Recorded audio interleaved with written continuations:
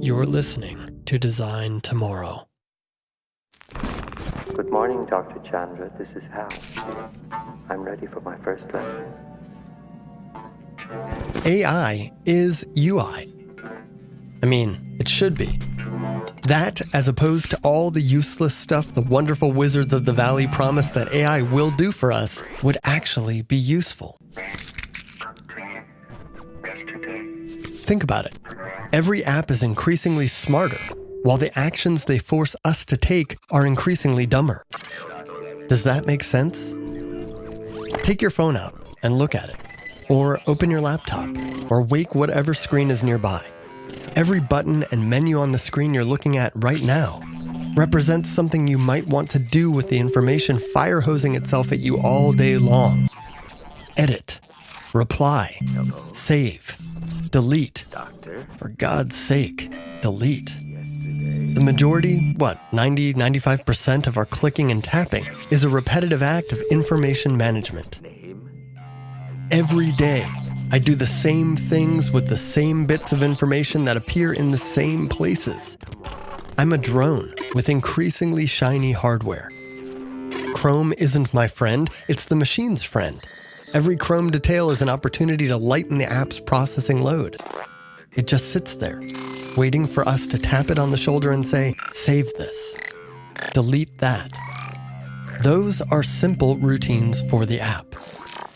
And oh yeah, the app is a drone too. We're drones giving orders to drones. All functions appear normal. Well, maybe that's a bad metaphor. After all, nobody really likes drones. So how about this? Diagnostics Remember when you were a kid and you went to the doctor and he knocked you on your knobby little knee with that funny hammer, and you'd gasp because your leg would suddenly kick without your permission, and you'd say, "Why'd I do that, Dr. Guthrie?" Dr. Guthrie was my grumpy octogenarian pediatrician over 30 years ago, and he'd mutter, "Instinct, son." And then sometime, weeks later probably, you'd be watching The Sword and the Stone. You know, the Disney one. And you'd get to the part where Merlin and Wart become fish, and Wart eats a bug and cries, "Oh, Merlin, I swallowed a bug." And Merlin says, "What's wrong with that? After all, my boy, you are a fish. Instinct, you know." And you'd suddenly realize what instinct meant. That it was a thing that happened simply by way of cause and effect without thinking. Well, that is what I'm talking about here. Clicking and tapping buttons to tell an app to do something with some bit of information is itself about as information-rich as knocking a kid's knobby little knee in that special instinct place. And when that app does that thing you told it to do with your bit of information, well, that is about as intelligent as a kid's leg kicking after being knocked by that hammer. As in, not. Instinct is a meaningful distinction when most actions are considered choices. But in this case, all actions, as far as the app is concerned, are instinct. And if all is instinct, none is intelligence. So when someone tells you that some app uses AI and then shows you what stuff to tap and click in order to use it, know that AI is about as honest as that quote-unquote healthy choice label on a box of frozen food. I mean, you can use 2 letters of your own. BS. Unless, of course, we take the meaning of AI literally. So today on Design Tomorrow, in the tradition of the rantiest of rants, I'd like to, rant about a few things.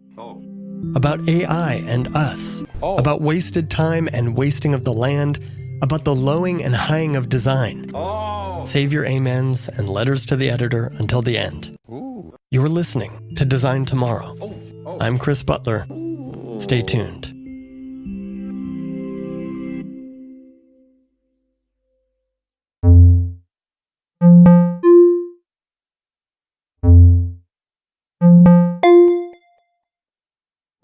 Design Tomorrow is a podcast about design, technology, and being human, which, admittedly, is a lot to be about.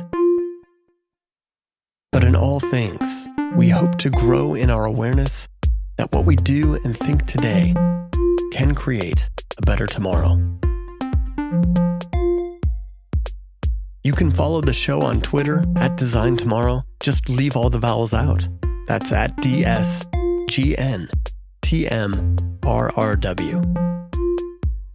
You can also visit the show's website at designtomorrow.co. And if you want to get in touch directly, you can email me at chris@designtomorrow.co. I'd love to hear from you. And now, let's get back to the show.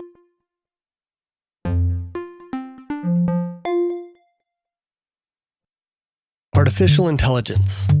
Artificial as in imitation, mock, ersatz, faux, substitute, manufactured, fabricated, inorganic, plastic, pretend, phony. If we're taking it like that, then fine. This is some great AI we've got here. But we're not. At least we're not meant to. AI is supposed to signify a marvel of civilized progress. Machine intelligence, machines that think on their own. A giant leap for mankind, even if it's our last. But no, this is not AI. This is NI, for no intelligence. If it was AI, we wouldn't have to look at it. It would say to us, you have several things here. You've got mail. And you'd say, well, what are they? And it would say, one is a forwarded message from your colleague Brian. He's added FYI at the top. And you'd say, please delete that one. And this would go on. But the next time it would say, you have several things here. One of them is another forwarded message from Brian. Last time you deleted a message like this, would you like to do that again? And you'd say, oh God, yes. And this would go on. But a few times later it would say, you have several things here, but I already got rid of 3 forwards from Brian, saving you 5 minutes this morning. And you'd be like, whoa, thanks, buddy. And this would go on. But then one day you'd realize that you hadn't seen a Brian message in a long time, and you'd say to your AI, dude, remember how much time I used to waste reading Brian messages? And it would be like, I know, right? Remember how much time you used to waste looking at things in general? And you'd be like, seriously, I love you, AI. And it would be like, I know. And you'd continue on with your day, glad that you lived in the future and not the old days of the busy aughts when everyone took pride in being so busy right now, but kind of dying inside because nobody feels good about being a drone and having to pretend they're not.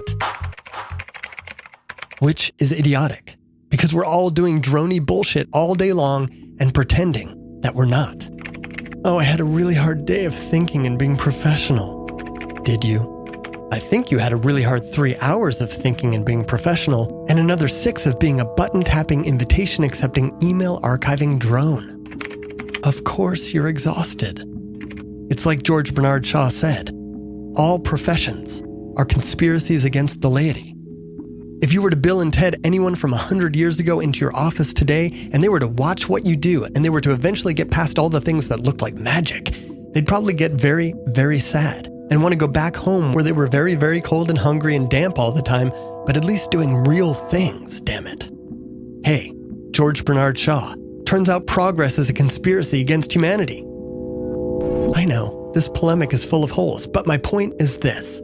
This period in which we are living now is the age of inconvenient conveniences. All caps, people. The period we want to be living in is one we have to make, and it is the age of invisible interfaces, where AI is the crone. If we wait for AI to make the future, then the future will be known as the age of useless husk people, named by the robots, etched in whatever surface they haven't turned into fuel, forever. But if we use AI to make the age of invisible interfaces, then we'll quickly move through that age and then usher in the age of solving real problems and forgetting about computing for a change. Again, all caps. Look, I know how much we all like pretty shinies on screens. I'm the first person to see something pretty and get excited about it. I'm not over the visible. But I'll tell you what, I'm pretty sure I will be over it when there's no water to drink. Or when I'm nuking my body chasing after multiple cancers, or when I can walk the plastic bridge from California to Hawaii to Japan. It's not that invisible interfaces are going to save the world. It's that they could keep us from continuing to waste our time. Or that yes, they could keep us from ever opening our eyes again. It's of course a matter of choice. And we've shown so far that we're pretty good at making the sorts of choices that keep us in drone land. But we can make other choices. And I have every confidence that if we do, if we simply make better choices, we'll have the intelligence and the wherewithal to keep the world from exploding. Actually, This is where the smartwatch is kind of interesting. I mean, who are we kidding? It's not really that smart. It's just a small smartphone with a strap. But could it be the device that prepares us for more invisible interactions? Well, on the face of it, see what I did there? It looks like no. The thing is just another screen. Enjoy the squinting. We think you're really going to love it. But what's really at play here? Voice interfaces are getting better and better. But Apple couldn't wait for Siri to be good enough to be the UI before they released their smartwatch because they knew that someone had to be first to the smartwatch party, even if that meant just shrinking the smartphone experience, because the first smartwatch has the best chance of nudging us all towards wearables that will eventually be usable without tapping, swiping, and line of sight. The full futuristic Her experience. But for now, we're going to have to tolerate the ugly, chiclet-bezeled, digital crown-studded wrist thing and its wacky app honeycomb and its quirky haptics and all the downward glancing it forces upon us and the responsive design panic of figuring out what on earth we're going to do with our website at a 272-pixel breakpoint. God, is that annoying. Honestly, we of the Creative Service cast should really take this opportunity to grow some courage and tell our clients that a 272-pixel breakpoint is not anything. Do you have to make your site functional on a watch screen? No, you don't. Really. But we're going to do it anyway. And the thing that's going to keep me sane is knowing that this is just another step towards forgetting about breakpoints someday and thinking about interaction design completely differently. Interaction to the fullest meaning of the word. But here's a sobering thought for design with a capital D. These developments are going to make design less and less of a visual discipline. It's unavoidable. It's not that all design will become invisible, but as our information demands continue to increase, we'll have no choice but to spend more and more time figuring out how to process it all, automating most of it, and using pattern-based algorithms to bring the stuff we individually deem worthy to the surface. But that's information logistics. Not pretty shinies, but texty mathies. And designers are not going to be pleased about this. And that's not new. Designers weren't pleased when the web came along either. Plenty of designers had immediate contempt for the web and considered it way beneath them to engage. Sure, they eventually started using it and loving it, but making it was obviously a tweaky, fiddly grunt job that, in their estimation, was more akin to plumbing than anything they'd have called design. The web just widened the blue-collar design caste that already existed thanks to photocopiers and print shop, and the designers that fancied themselves at the top of the food chain, well, they held fast to print and packaging and signage and good old-fashioned typography, and since I'm in this little space where I can be completely honest and say whatever I want, these are the people that are honored today as our high design heroes, when they could have just as easily been scarlet-lettered L for Luddite or E for elitist. And now, those who over the last few years have enjoyed the white collaring of web design are probably going to do the same thing with invisible interaction design and information logistics. Information logistics? Yeah, we've got coders for that, or Zapier, or Mechanical Turk. Look, I don't think that, but lots of people do, and that, in part, is why designers are always playing catch-up to what is actually going on in the world and why version 1.0 always sucks. That is why designers right now are fussing with buttons and breakpoints, and coders are making computers you can talk to. Too much of design is about where to put that button. Brace yourself. Locating buttons and crystal balling how much they'll be clicked is not a worthy design problem. Next time you're in a meeting about buttons, ask yourself what would have to happen in order for that button to go away. Actually, ask yourself what would have to happen for that meeting to never happen again. That is a worthy design problem. See, the problem with design is that when you say I'm a designer, you could mean that you draw buttons all day, or you could mean that you speculate all day and leave the details to someone else. That's a really, really wide spectrum. In my opinion, anyone who calls themselves a designer should do both. Think big and get your hands dirty. Oh, and next time you see someone reference the Paul Rand quote that goes, "It is important for you to use your hands. That is what distinguishes you from a cow or a computer operator," Remember that you are a computer operator, and those are the words of a person whose professional identity solidified when computer operation was a woman's job, design a man's, and whose otherwise myopic opinion on this matter only made it more likely that we'd become the computer operators that we are. It feels good, I'm not gonna lie. When we use computers today, we hardly get our hands dirty. Welcome to the now, where you and I and everyone after us will stay unless we snap ourselves out of this software-enabled dopamine addiction and think up and build something new.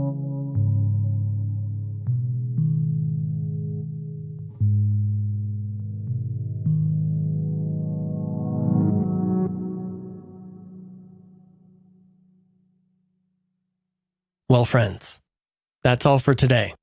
I hope you enjoyed this episode of Design Tomorrow. If you did, find the show on Apple Podcasts or wherever you get your podcasts and give it a rating and a review. Now, a quick bit of housekeeping. The next episode after this would normally come 2 weeks from now, but because I'll be on vacation and Independence Day is coming up after that, it's as good a time as any to quiet down a bit. So look for an episode on Monday, July 15th. As for today's episode, look, there's a place for ranting. We all have something to get out of our brains, off our chest, or into the light.